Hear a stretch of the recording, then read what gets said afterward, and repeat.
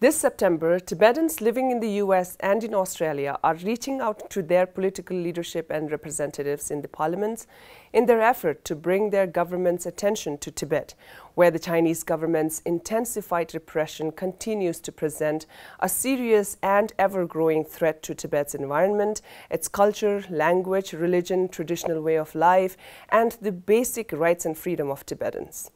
Joining me today for this edition of In Conversation with Tibet TV are two key personalities who are spearheading the Tibet Lobby Day. The Interim Vice President and the Director of Outreach at the International Campaign for Tibet, Tenchoe from Washington, D.C., and Doring from Brisbane, who is a member of Tibetan Parliament-in-Exile from Australasia, a mentor and a participant of the Tibet Lobby Day in Australia. Tashtile Tenchoe, Tashtile Tenzin. It's nice to see you here. Likewise, Tenchoe. So, International Campaign for Tibet has been organizing various advocacy-related activities on various platforms. For the last couple of years, amid the COVID pandemic, the International Campaign for Tibet has organized many virtual Tibet Lobby Day, urging the United States Congress and European Parliament for action on Tibet. This time, ITC's Tibet Lobby Day will be the first ever in-person Tibet Lobby Day. Tell us about how the preparations are going on right now. For us here in the United States, we're very excited that we can have it in person this year. Last 2 years, we haven't been able to have it in person, and so we were a little apprehensive in the beginning.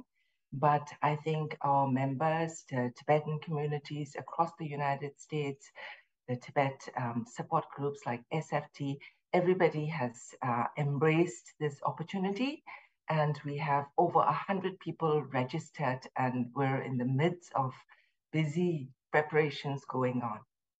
So, Tenzin, the Australia-Tibet Council too has been organizing Tibet Lobby Day for the past 10 years, and this time it's going to be the 11th one.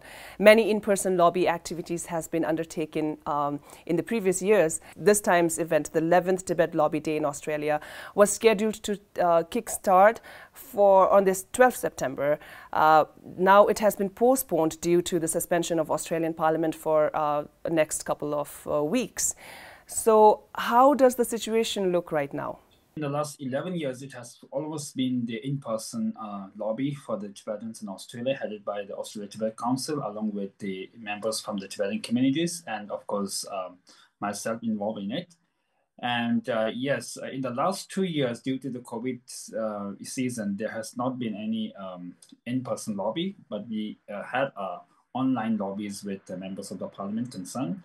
However, this time, as you have mentioned clearly, that we had a postponement on the Tibet Lobby Day meeting due to the sudden demise of the Queen Elizabeth. However, it has been now confirmed through the ATC Executive Officer, Dr. Zoe, that it's been postponed on November 21. So I hope that it comes to fruition on the day without any much bad luck happening in the way.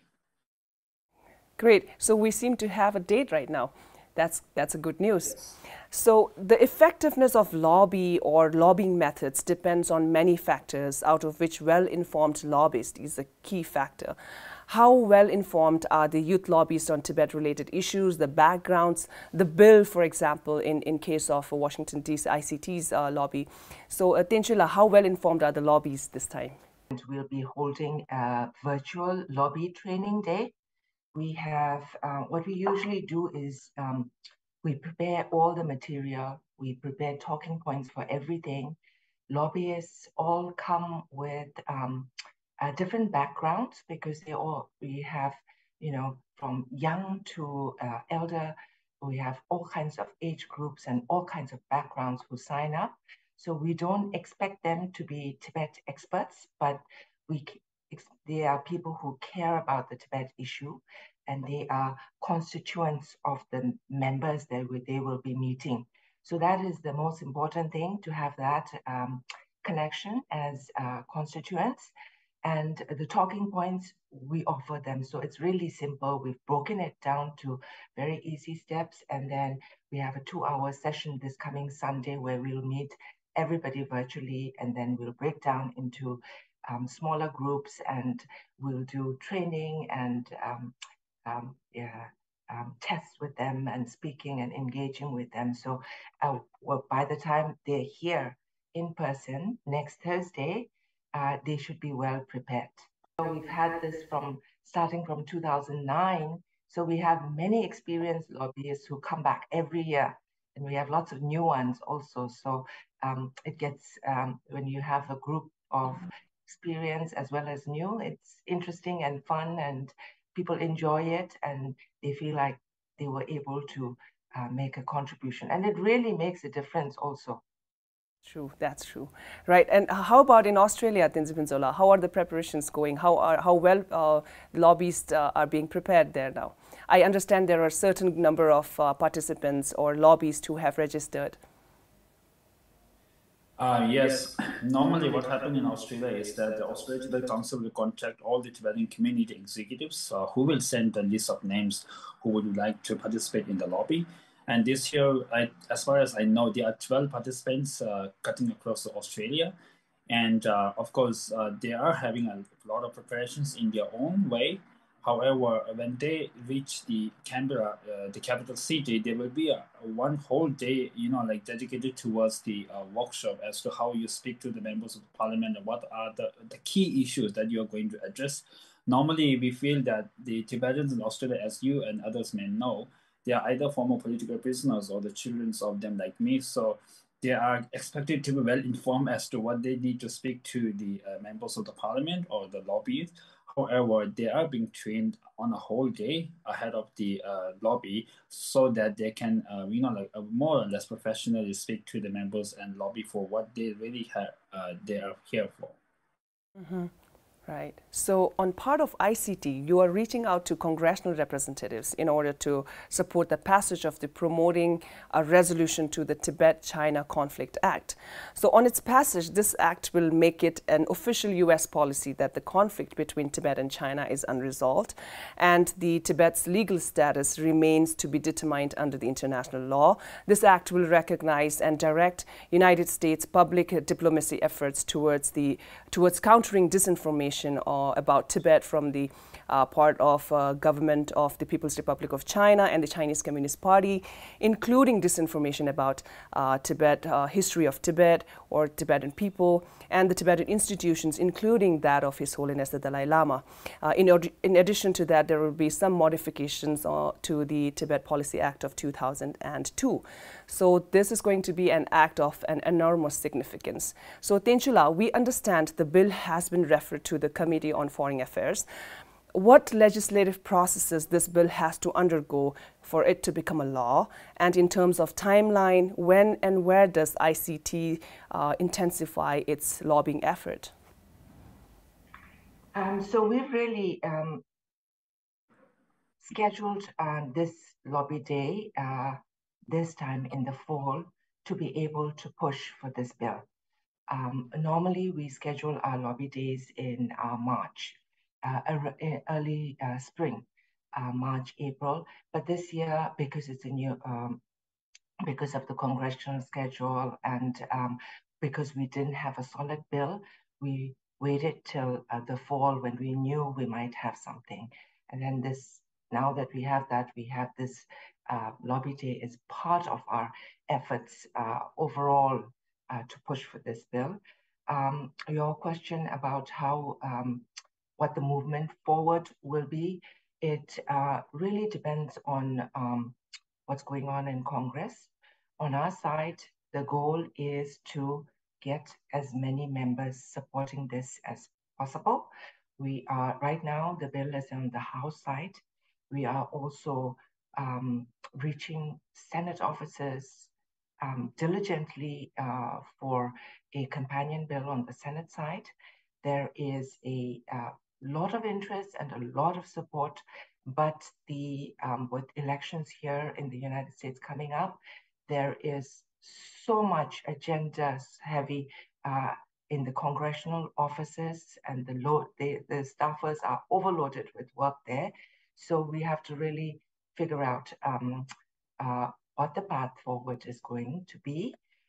even if it isn't, it's really for laws, it's difficult to say how it'll be. For example, you may remember that in terms of reciprocal access to Tibet, it took us several years. It was introduced first in 2014, and the passage only happened, I think, 2018. In terms of the Tibet Policy and Support Act of 2020, the revision to the Tibet Policy Act of 2002. For that, we had been working from 2011 onwards. So it took many years till it could be introduced, and then again it took several Congress sessions to get it going. So we are hopeful, but we do our best, and then after all, it also depends on the congressional session. So, but the support is there across the aisle, and for that, you know, it is because of the Tibetans inside Tibet, their stand for truth, and their expressions of expressions of raising their voice for freedom and justice, the work of His Holiness, the vision that he has, not just for Tibet and the whole world, that people in Congress look at Tibet as an issue that they all want to care about. So we have that force with us, and we have to build on that through these efforts, which really Lobby Day really brings the Tibetan issue as a perspective of American constituents, so that it's not just a human rights issue in a far place, but it is members have their own people who vote for them and who are living in their own constituencies who care about this issue in a very deep and personal way. So this really is important in that way, these Tibet Lobby Day activities that we're having here, but also even in Australia, I'm sure it's the same way. Right. That sounds hopeful. Even like you said, there are so many issues going on in the Congress right now, with so many other issues that are coming up, including the upcoming U.S. elections. So yes, the Tibet issue has always been a bipartisan interest, and it has always gained bipartisan support. So. Likewise, in Australia, the Australian Parliament and government is being urged to follow the footsteps of United States Congress and its government. So, Phuntsok, how hopeful are you, and how differently prepared are you this time for the Australian government to follow the footsteps of the United States government? Well, you have rightly mentioned about following the footsteps of the US government. That was what really we are hoping for. And as mentioned by Tenchoe, we are also on the line for the reciprocal access to Tibet law, which we have been lobbying along with the agency for a long time. Like it started even though just 1 or 2 years back, but still we are really working very hard on it. And we are also working as to the deciding the future Dalai Lama, or the the reincarnation issue that China has been taking away from us for since many years ago. So we are also working very strongly on that. And also, there are certain other human rights issues that we really want to address to the members of parliament. And more or less, it's a two-way process. One way to seek the support of the members of the parliament and make statements in the parliament when they have a session, as well as educating the fellow members of the parliament as to what is happening currently inside Tibet, as well as in the history of Tibet. So we are hoping for the best. Of course, the American political system differs from the Australian political system, so it makes us a little bit hard to get the the expectations into act. But we are still hoping, and agency is doing really well in terms of what they really wanted to achieve for the Tibetan people. So, the success of lobbying, like we were talking before, depends upon a lot of things, on dynamics of institution interactions, national interest, public policies, the type of legislations, etc. And when Tenchoe was talking to us earlier about, there are other issues that the Congress, that's going on in the Congress that, that needs the attention of the congressman. So I was thinking, that could be a challenge, right? You have to reach out out to the people who have so many other things and other issues to tackle, right? So so based upon your past experiences, what challenges do you see, Tenchoe? What challenges do you usually face in your advocacy and lobbying efforts? How have you prepared this time yourselves to overcome these challenges, or your lobbyists? How do you think fellow Tibetans and Tibet supporters living not in US or Australia can, contribute to making this Tibet Lobby Day a success? Thank you, Jamila, for that question. Lobbying, everybody thinks of lobbying as something very difficult, but actually it's very, very simple. It's just personal relationships, and it's something that, Tibetan supporters and Tibet supporters everywhere can be aware of and be part of, take part in connecting with your member's office and keeping a relationship with them, being part of election campaigns and volunteering and being a politically active and conscious person. And for us here, the first lobby day that we prepared in 2009, we didn't really know, not everybody was new to this, but then we realized this is something that happens regularly here in the United States. All types of groups come to Congress to push their agenda, from teachers to doctors to engineers to political issues. And so we're one of many of these groups that come there. And the more we come and the more we connect, we build those relationships, and the officers know, oh, you're back this year. Last year I spoke with your group. So this year, what are you asking for? And then to have them more aware of the Tibetan issue. Then once we have that connection, we stay in touch. We send them news and updates. If there's something going on Congress, we let them know and we push for it. So it's something that as we have more and more growing Tibetan American community here, that we make our presence felt. The first time I joined the ATC lobby was in 2019, and when I met some of the members of the parliament on that particular day, I experienced that some of the older members of the parliament who we have been consistently meeting in the last several years, they are well informed about Tibet. All we need to do is just to push with the new issues that we may have inside Tibet. However, some of the new members of the parliament, in Australia, election takes place every 3 years. So you are expected to have a lot of new MPs coming up. So when we get to, speak to the new members of the parliament, one of the stumbling blocks we face is, first, we have to tell them where Tibet is and a little bit of background history. And that's a little bit of challenge with the, because there is a time constraint and we don't have much time to explain the whole story. So that's one challenge. Otherwise, on the part of the participants, my experience is that they are well informed. And the only problem is that they may not be so experienced as a lobbyist. But I think these are certain challenges when we meet the new members of the parliament. However, this time I must mention that Senator Janet Rice, who was participant at the World Parliamentary Forum in the United States this year, June, she made it quite easy because she announced it in the parliament. She spoke in the parliament that we are coming.